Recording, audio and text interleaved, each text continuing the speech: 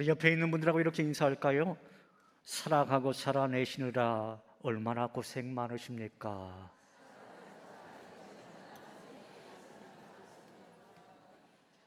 제가 아는 한 젊은 신학교 교수가 연세대 김형석 명예교수를 만나 잠시 이야기를 나눌 기회가 있었다라고 그래요.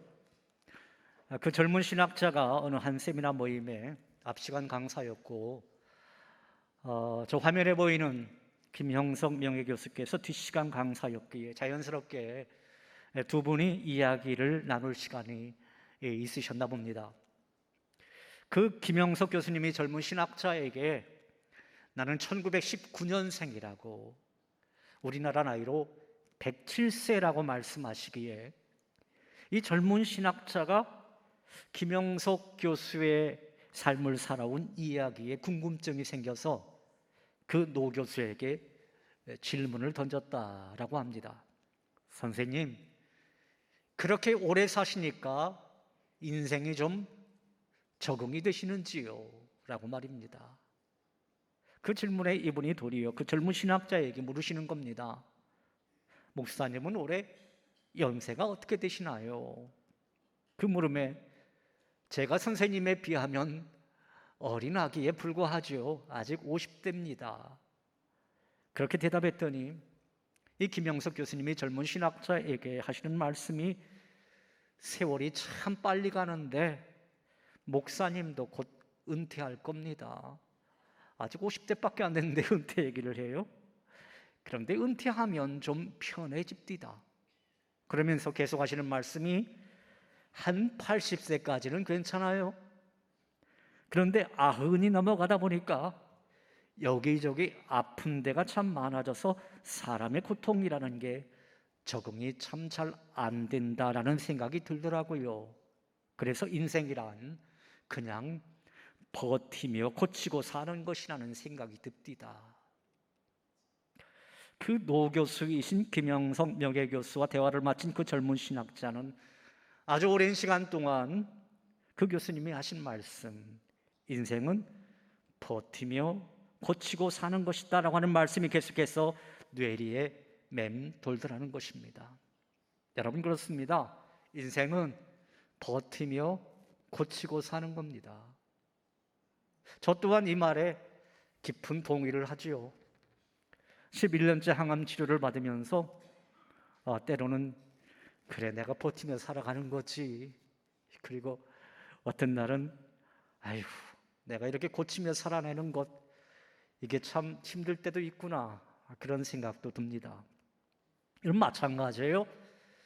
누구나 다 인생의 그 파랑새를 찾아다니지만 어찌 보면 인생이라고 하는 것, 그것은 살아가기를 하고 살아내는 것이다, 그렇게 말을 할 수 있겠습니다.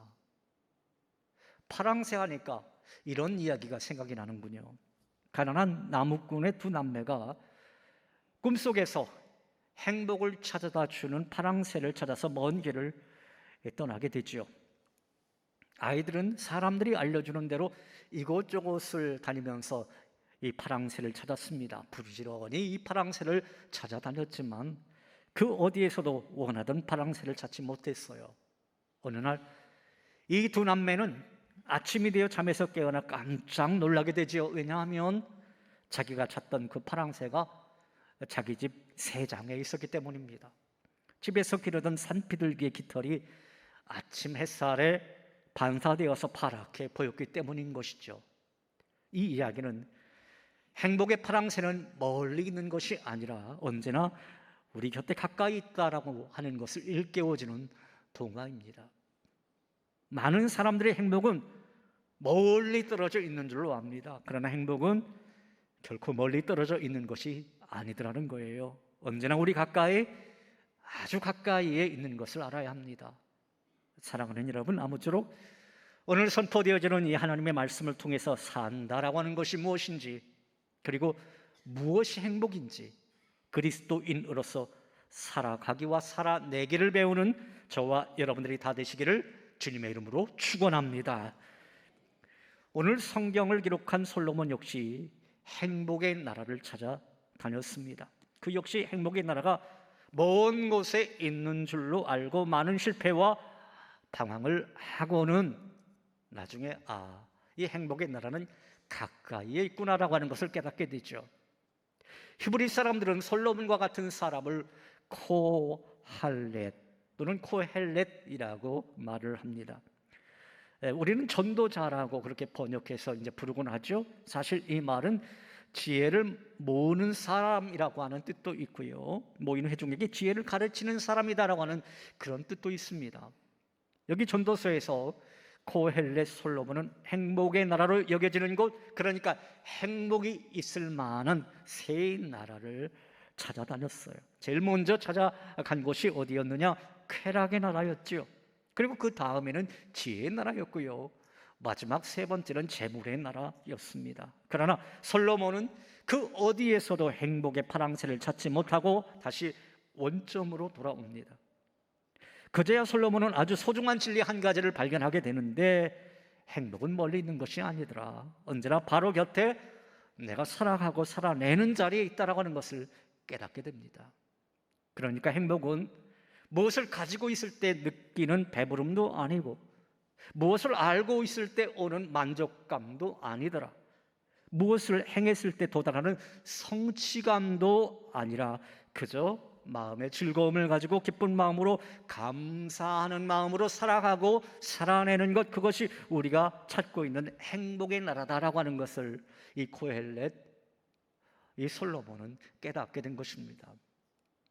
오늘 본문 속에서도 코헬렛 솔로몬은 어떻게 살아가고 어떻게 살아내는 것이 인생인 건지, 그리고 어떻게 살아가고 어떻게 살아내는 것이 참나온 행복인 건지 우리에게 말씀을 통해 깨닫게 해주는데요, 저는 오늘 이 시간 전도서 6장에 나오는 이 지혜의 말씀을 여러분과 함께 나누면서 그리스도인의 인생관, 그리스도인의 행복관에 대해서 세 가지로 나눠서 살펴보고자 합니다.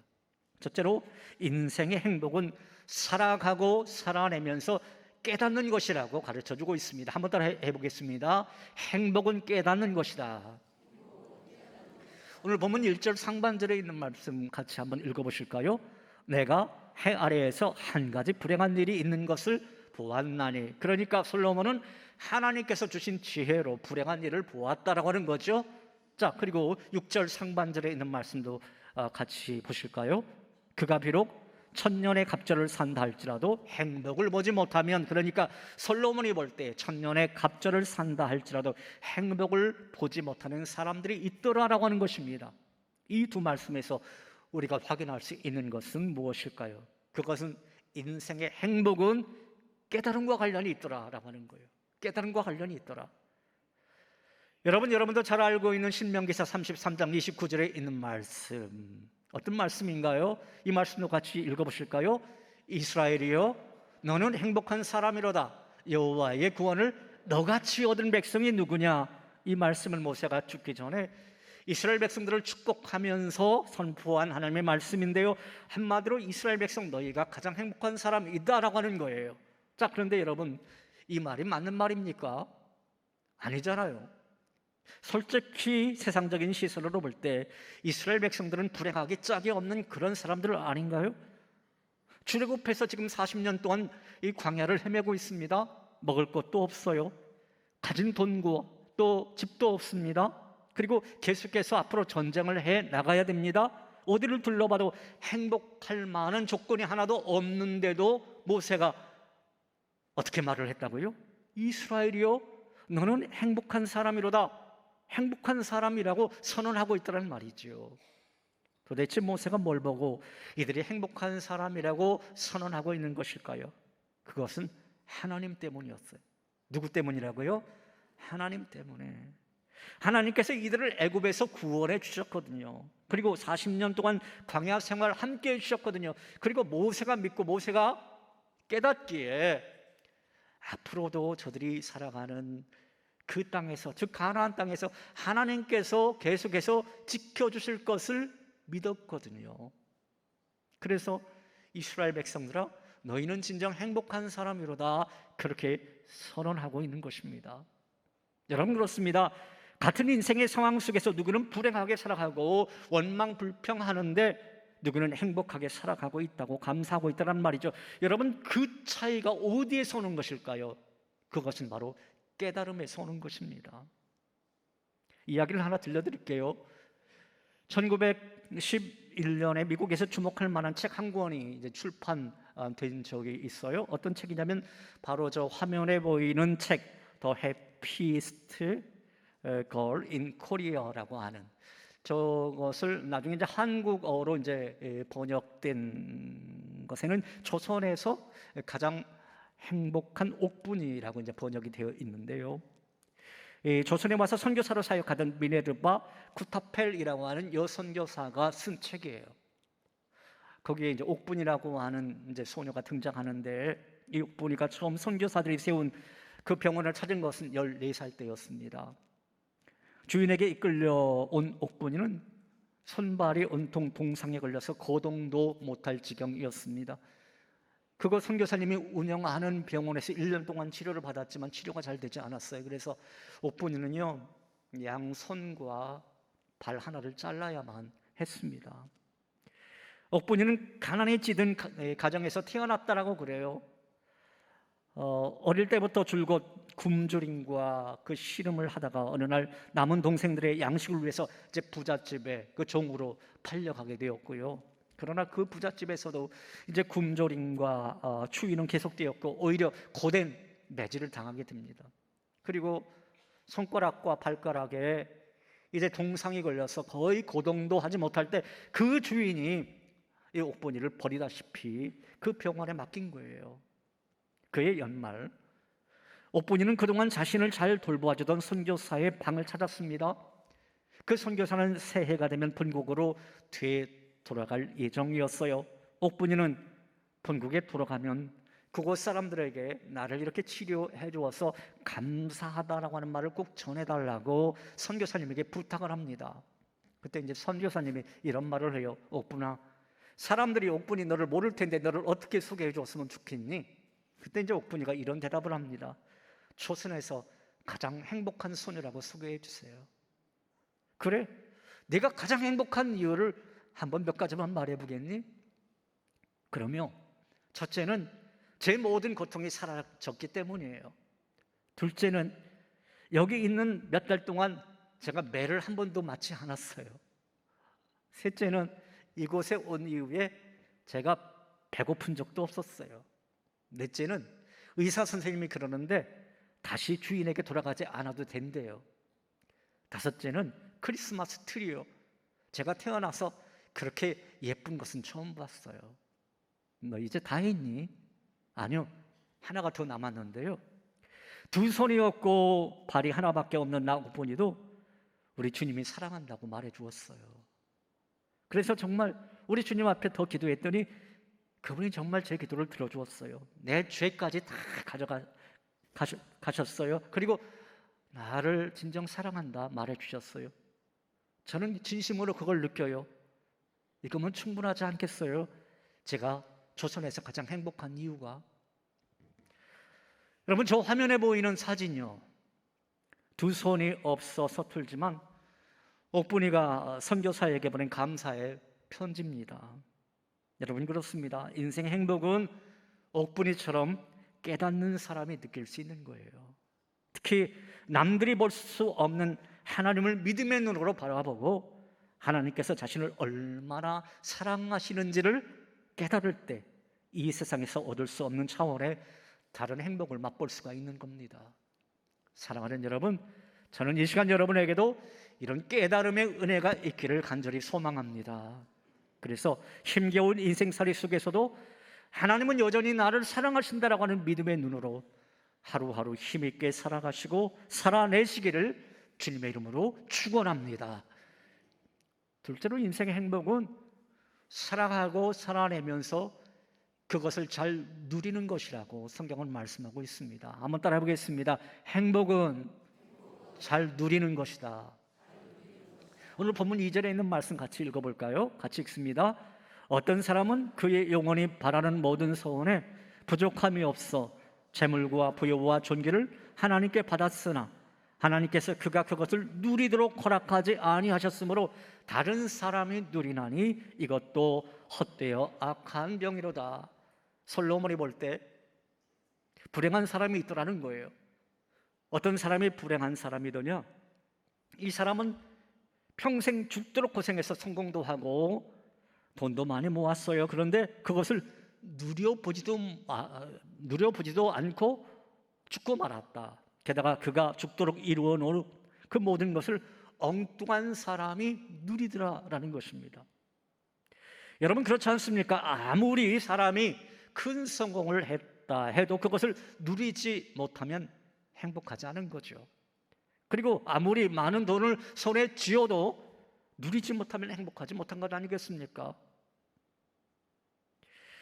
사실 참 많은 사람들이 행복에 대해서 잘못 생각하고 있는 것 같아요. 행복해지려면 자기가 원하는 것을 가져야 한다라고 생각합니다. 그리고 행복해지려면 남들이 알아주고 또 부러워할 정도는 돼야 한다고 생각을 합니다. 자, 그런데 여러분, 좋은 자동차를 가지고 있는 사람은 자동차를 타고 다니는 즐거움을 누릴 때 그때 행복한 것 아니겠습니까? 저 화면에 보이는 차, 여러분 좋아 보이죠? 예, 좋지 않습니까? 저런 차를 무슨 차라고 하는지 아세요?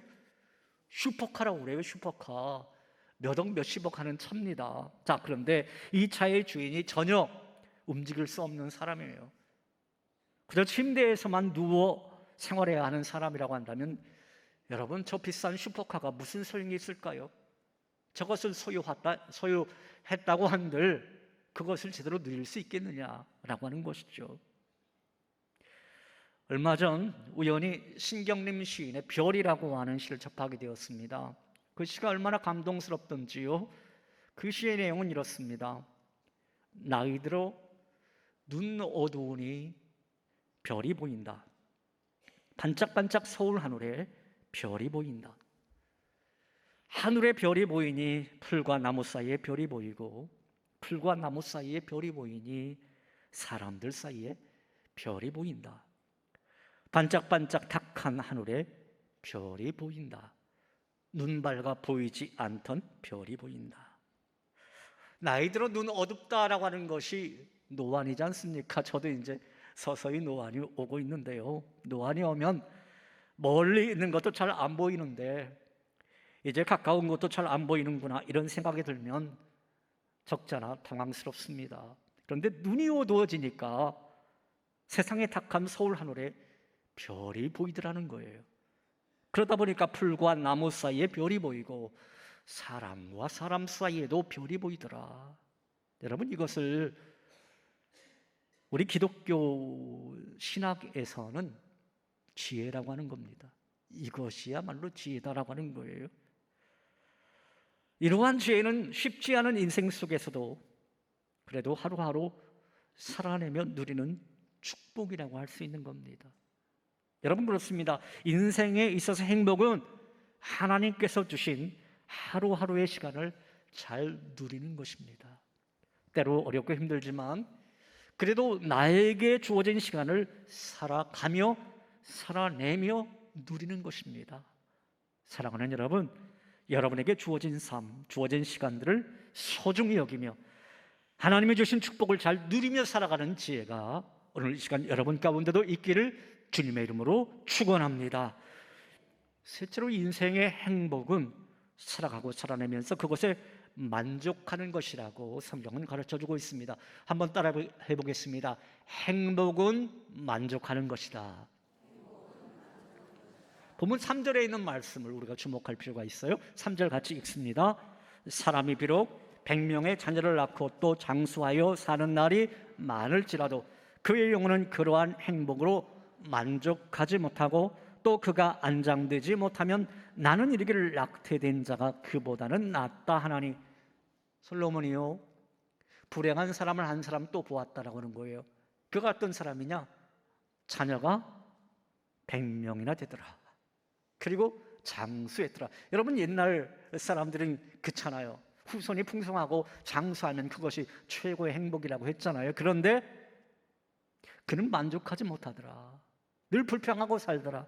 그래서 솔로몬을 볼 때 이 사람이야말로 정말 불행한 사람 아니겠느냐 하는 성경의 말씀입니다. 여러분, 사람은 누구나 행복하게 살기를 원하죠. 여러분도 그렇죠? 아닌가요? 제가 다시 묻겠습니다. 여러분 행복하게 살기 원하십니까? 예. 그런데 많은 사람들이 행복하게 살지 못하는 이유가 뭘까? 크게 두 가지더라. 첫 번째는 비교의식 때문에. 다른 사람과 늘 비교하면서 살아가기 때문에 그렇더라라고 하는 거예요. 여러분, 그 사진, 비교의식에 대한 사진 올려주세요. 아내, 친구, 남편의 연봉, 엄친아, 자꾸 뭐 비교하는 거잖아요. 심리적으로 이제 비교의식은 열등감과 우월감을 조장하는 것이기 때문에 만족하며 살아갈 수가 없는 거죠. 열등감과 우월감은 자신이 소유하고 있는 소중한 것들을 있는 그대로 바라보지 못합니다. 그래서 언제나 상대적 평가를 하게 되는 거예요. 다른 사람보다 내가 좀 낫다라고 생각하는 사람은 지나친 우월감에 사로잡혀 있기 때문에 그 우월감은 허세적인 것이기 때문에 진정한 만족감이 없는 것이고요. 반대로 이 열등감은 다른 사람보다 내가 못하다고 생각하기 때문에 자신을 비하하기 때문에 만족감이 없더라라고 하는 것이죠. 그래서 여러분, 우리가 옛날에 불렀던 그 복음성가 가운데 이런 복음성가 여러분 기억하시나요? 사람을 보며 세상을 볼 땐 만족함이 없었네. 나의 하나님 그분을 뵐 땐 나는 만족하겠네. 동남풍아 불어라, 서북풍아 불어라. 뭐 그 뒤는 안 할게요. 예, 다 알잖아요, 그렇죠? 자, 그러니까 비교의식, 이것을 버려야 되겠다. 그 다음으로 만족하지 못하게 하는 주요한 요인은 뭐냐? 탐욕이라고 하는 거죠. 여러분, 저 앞에 화면을 보세요. 저 사람이 무엇을 입에 집어넣고 있어요? 돈을 막 그냥 집어넣고 있어요. 그 앞에 있는 사람은 아주 조그만 음식을 가지고도 감사하는 것 같은데, 탐욕은요, 목이 마를 때 짠물을 마시는 것과 같다라고 그래요. 그래서 아무리 많은 걸 소유해도 끝이 없는 것이죠. 탐욕이다라고 하는 겁니다. 이야기를 하나 들려드릴게요. 어느 곳에 천국을 이루며 사는 아름다운 마을이 있었어요. 그곳에 사는 사람들은 어떤 처지에도 감사할 줄 알고 또 모든 사람들이 행복하게 삶을 살아가고 있었습니다. 어느 날 사탄이 하나님께 이제 시비를 거는 거예요. 하나님, 저 마을 사람들이 저렇게 행복하게 살아가는 것은요, 하나님께서 복을 많이 주었기 때문인 거예요. 그렇게 말을 하는 겁니다. 그것을 빼앗아 버리면 저들은 불평과 불만으로 가득 찰 겁니다. 그래서 이제 하나님이 좋다, 그러면 내가 네게 3번의 기회를 줄 테니까 그들을 한번 테스트해봐라, 시험해봐라. 그래서요, 사단이 이제 그 마을에 가서 3가지로 테스트를 합니다. 첫 번째 테스트가 뭐였느냐? 그 행복한 마을 사람들이 입고 다니는 외투를 모두 빼앗아 버렸어요. 그랬더니요, 그 마을 사람들은 외투가 없음에도 불구하고 우리가 벌거벗지 않았으니 얼마나 다행입니까? 라고 하면서 오히려 감사하더라는 거예요. 그 다음으로 사탄은 그들에게 기근이 들게 했습니다. 그들은 먹을 것이 없어 겨우 한 끼만 먹으면서도 그래도 우리가 한 끼라도 먹을 수 있으니 얼마나 다행입니까? 라면서 감사하더라는 거예요. 마지막으로 사탄은 그 마을에 불을 질렀어요. 그 마을 사람들은 자신들의 재산이 모두 탔는데도 이구동성으로 그래도 목숨 건진 것이 얼마나 다행입니까? 하며 불평하지 않더라는 거예요. 사단은 깊은 시리에 빠졌어요. 그럼에도 자신의 주장과 고집을 포기하지 않고 이제 하나님 앞에 한 번만 더 기회를 달라고 합니다. 그때 하나님이 한 번만 더 기회를 허락해 주었고, 사단이 최고의 비책으로 천국을 이루며 살아가는 그 마을 사람들의 잠자는 마음에 탐욕의 불을 지핍니다. 탐욕의 불. 그 후 그들은 내가 좀 더 가졌으면 좋았을 텐데, 그렇게 말하면서 부족을 느끼기 시작했습니다. 그 동네 제일 가는 부자도 만족을 느끼지 못하더라.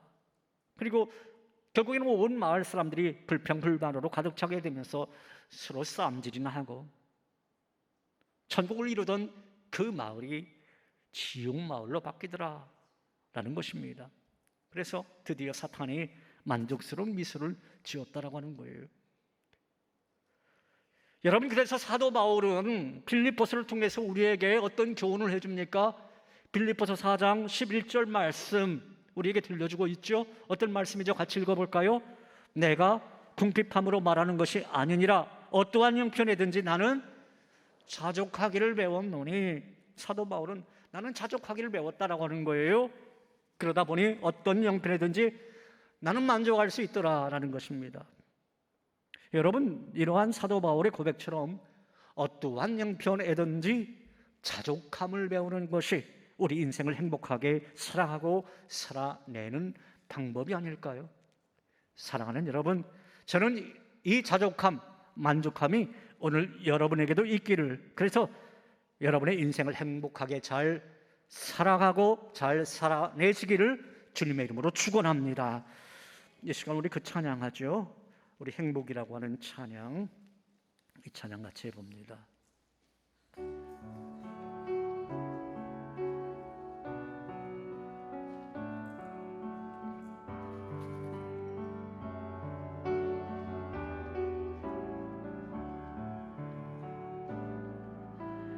화려하지 않아도 정결하게 사는 삶, 가진 것이 적어도 감사하며 사는 삶, 내게 주신 작은 힘 나눠주며 사는 삶, 이것이 나의 삶의 행복이라오. 눈물 날 일 많지만 기도할 수 있는 것, 억울한 일 많으나 주를 위해 참는 것, 비록 짧은 작은 삶 주 뜻대로 사는 것, 이것이 나의 삶의 행복이라오. 이것이 행복이라오. 세상을 알 수 없는 하나님 선물, 이것이 행복이라오. 하나님의 자녀로 살아가는 것, 이것이 행복이라오. 다시 한번 찬양할까요? 화려하지 않아도 정결하게 사는 삶, 가진 것이 적어도 감사하며 사는 삶, 내게 주신 작은 힘 나눠주며 사는 삶, 이것이 나의 삶의 행복이라오. 이것이 행복이라오. 이것이 행복이라오. 세상은 알 수 없는 하나님 선물, 이것이 행복이라오. 하나님의 자녀로 살아가는 것, 이것이 행복. 우리 양손 높이 들고 이것이 행복이라오. 이것이 행복이라오. 세상은 알 수 없는 하나님 선물, 이것이 행복이라오. 하나님의 자녀로 살아가는 것, 이것이 행복. 이것이 행복이라오.